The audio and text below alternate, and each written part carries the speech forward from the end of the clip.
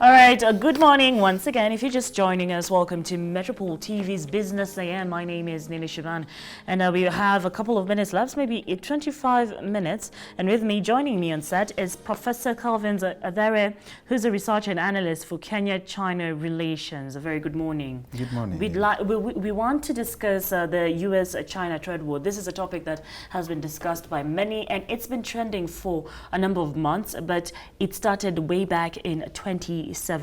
Now, Professor, I'd like us to start with the direct effect of the trade war, as seen by many analysts, is that the global prices will rise, thus slowing down productivity of global economy. Now, in which sectors in Kenya, in the Kenyan economy, are we set to see a drastic rise in prices with this following the U.S.-China trade war?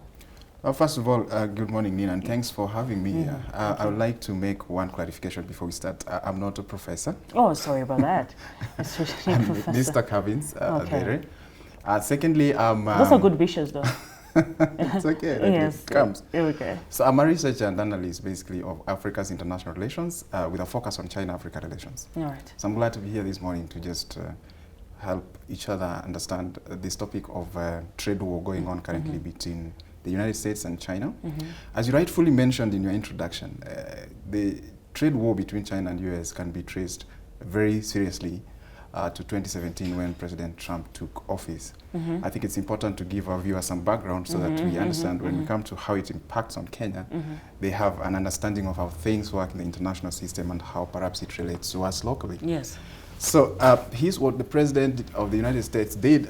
There was an argument that the US was losing export market to China, that a lot of offshoring was happening in China, and therefore Americans were not getting businesses.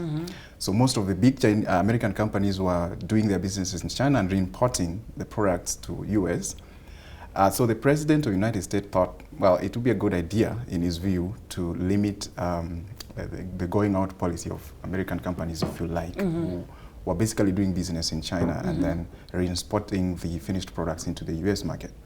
But the war extended beyond competition into allegations of intellectual property theft, the ideas by US companies that the President Trump felt or was being infringed on by the Chinese organizations and companies. And so there was this increased stance by the US to slap tariffs on a number of Chinese products getting into the US market. And as you know, in the international system, that would certainly attract reactionary measures from Beijing. Of course. So China also slapped tariffs on a number of US products getting into China. It became a tit for tat. So it became a tit for tat. Yeah. Now, it's important to remember that China and US are the two largest economies in the world right now, led by China. So whatever happens in the two most dominant global economies certainly has an effect globally. And developing economies in Africa, including Kenya, are no exceptions to these implications and some of these results or countervailing measures of this kind of behavior by the leading economies.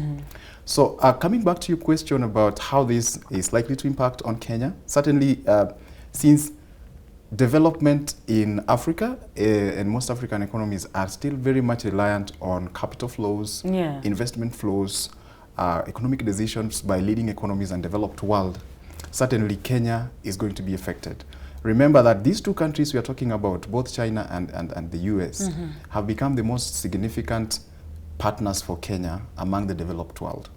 So China is currently the biggest trading partner for Kenya, the biggest investor in Kenya, the biggest financier in Kenya, and the biggest constructor in Kenya. That is about 70% to China. You know, so the fact that the Chinese economy is being impacted by the tariffs from the US has a direct effect on what happens in Kenya. Kenya is still relying on China and other developed economies for investments. We're still looking forward to see more of capital flows into this country. That is not going to come if economic pulse rate of China is shocked. Same to the United States. Just a few days ago, the new ambassador in Kenya indicated that Kenya is one of the most important, actually four of the most important partners of the United States in Africa. Now, what does that mean? If the economy of the US is going to slow down, chances that we're going to have these direct investments flowing from the Washington to Nairobi are going to be inhibited.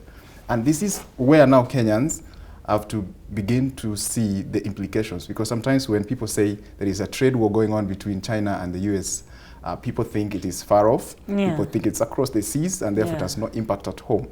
But one vivid example that comes to mind very easily was the recent sanctions of Huawei products, by the US, when the US government decided to slap restrictions in terms of which companies can do business with Huawei. And you see, Google was one of the companies in that list that could not do business with Huawei. And immediately it brought a conversation among Kenyans in terms of the functionality of, say, Huawei devices, because they couldn't access certain apps, or those who are going to buy new. Massive, massive conversation, yes, it's true. So you can see that is just one company with that kind of impact, that a lot of people are beginning to understand that, hey, if you're going to use this product from China, and there are implications with its relations with its US counterparts, then you're going to run into trouble. We're just talking about one company, and you can imagine how many companies around the world are doing that. All right.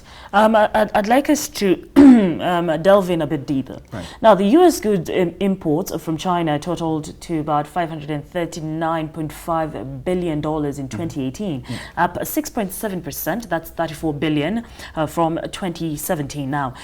This is up 59.7% from 2008. The inclination was massive. Now, U.S. imports from China are up 427% from 2001. That's the pre-WTO accession, yes. And the U.S. imports from China accounted to 21.2% of overall U.S. imports in 2018. With such a dependency on China, if U.S. changes its import source from China, are we allowed to look at how this will spiral back to the Kenyan economy based on the trade balances and flows, and how this will get to the Kenyan economy, and what specific goods and products are we looking at? Now, you mentioned quite very important statistics about the massive evolution of trade relations between China and the US. Actually, if you went a little further, it was only $2 billion in 1979 when the two countries established diplomatic relations. Now if you look at those over $630 billion just last year, it shows you how massive that evolution has taken place. But this has taken place in the backdrop of very cooperative environment between the two countries. Both countries represent the biggest source for external exports. Both countries represent the biggest sources for imports. It's unimaginable that that kind of evolution would have taken place if trade restrictions was the rule rather than the exception. Now, having said that, it's important to then wonder what is the likelihood of the spiral effect of this trade the spat between US and China on local economies. And if you come now to what is likely to happen, as you've mentioned, if these trade restrictions continue, we are going to see less, and we're already seeing less exports of Chinese products into the US. The Americans are also exporting less to China. What it means, it is impeding economic progress, because companies are shying away from investing. There is low investor confidence from both countries, because they're not sure which direction these restrictions are going to move. And when that happens, it lowers the investor confidence. It brings a situation where people are not sure of how to move, and that stops capital flows.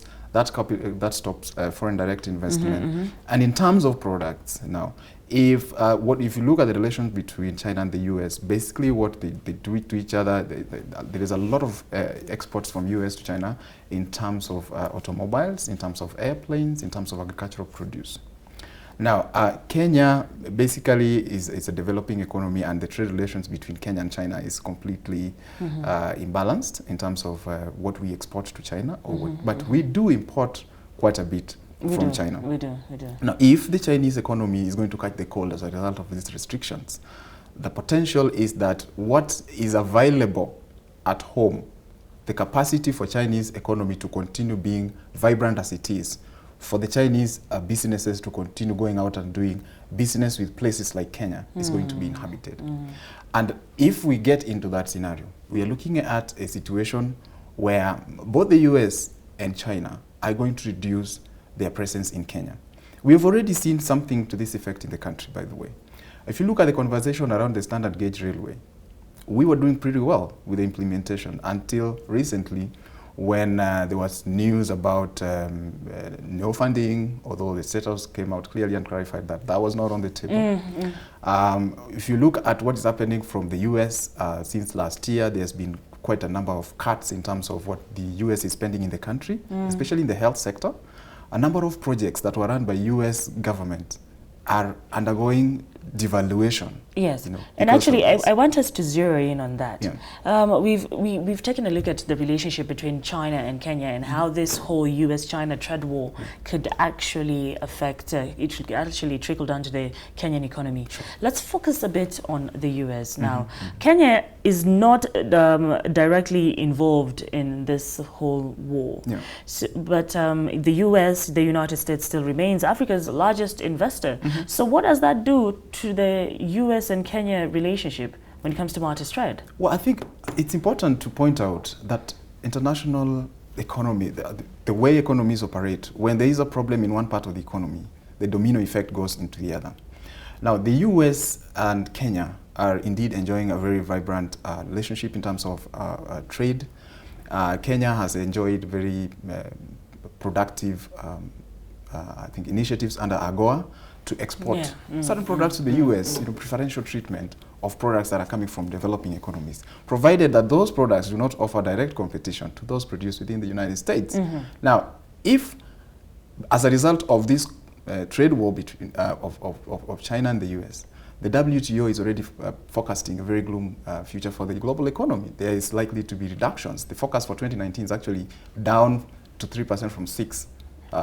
And that tells you just how important this scenario and conversation we're having is. Now, if the global economy is dampened, Kenya is part of the global economy. We are looking at a potential recession. And if that happens, or if it comes to that, it means that we will not be in a position to do some of the things that we do. Kenya is a developing country. Much of what we do here is dependent on our capacity and ability to attract, including foreign direct investment from these other partners, China and the US included. Not just China and the US, but these are the dominant players in the marketplace. Now, if we're looking at a situation where the US cannot be able to export more capital to Kenya, cannot be able to export more companies to Kenya in terms of foreign direct investment, it cannot support certain development agenda in terms of aid, remember? And these are the things that we're not talking about. Kenya is an aid recipient country. Much of it comes from the developing world, led by China and the US. If their economies are not working, they will not be in a position to support some of the development projects abroad. We are seeing that already happening in the US. We are seeing that already happening with China. And the question now we must ask is, should these trade restrictions continue? How will the Kenyan economy fare? What's the way forward for the Kenyan economy? In my view, it's a very dim future, not just for Kenya, but including other African economies. Now, the way forward for Kenya is, one, to continue pushing for open trade between countries, of course. As a partner of the US and China, Kenya can add its voice to the need for rationality, that these countries have basically achieved the much they have done as a result of open borders, as a result of flow of innovation, as a result of flow of products.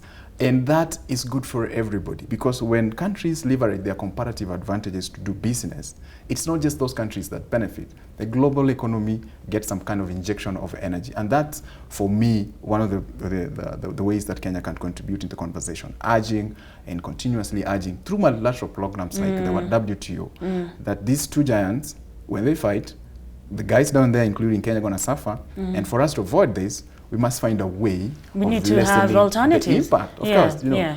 Now, the alternatives for Kenya could come, as I've said, if it's about the global economy, the two largest countries in the world are going to have an impact either way.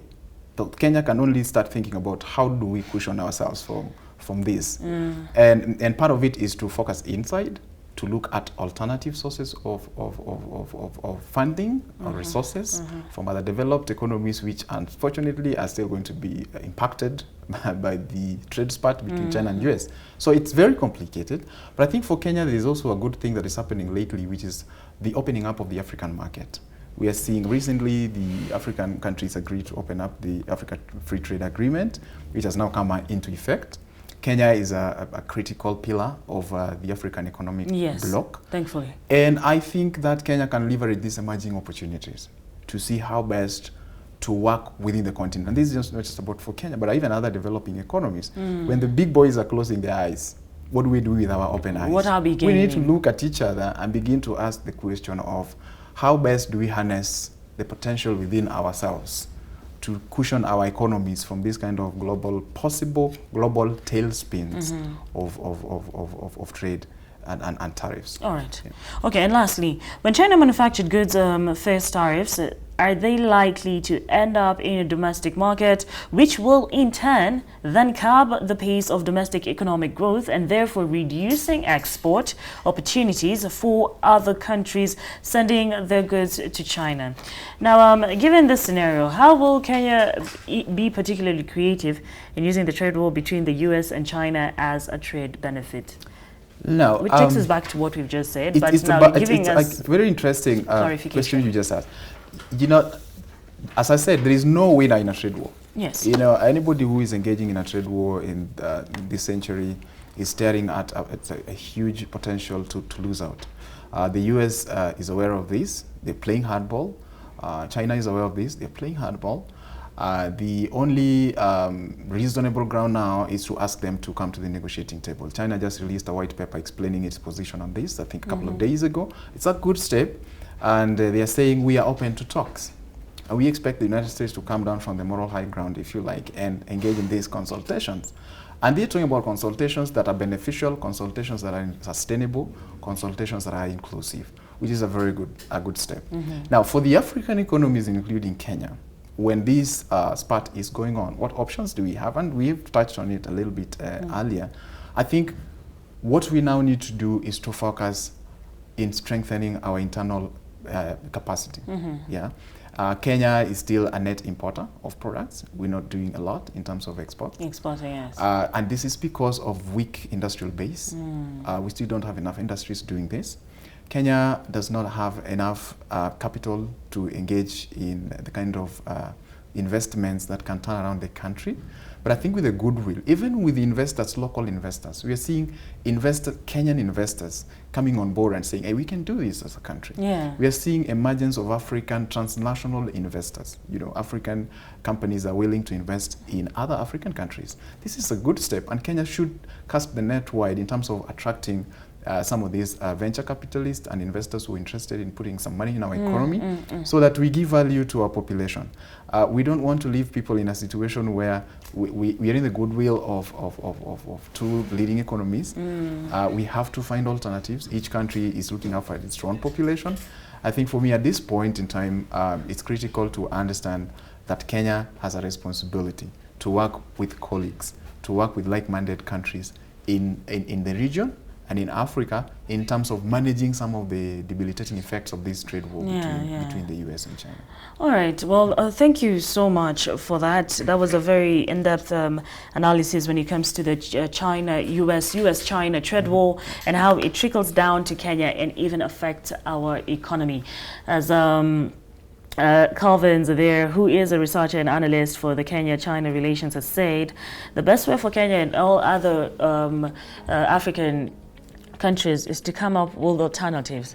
Lazima hapa tuchanuke. Kabisa. We need to open our eyes and look at the alternatives of how, what are we going to gain from this. Now, my name is Nina Shaban. Thank you so much for keeping it Business AM. Thank you for keeping it Metropole TV.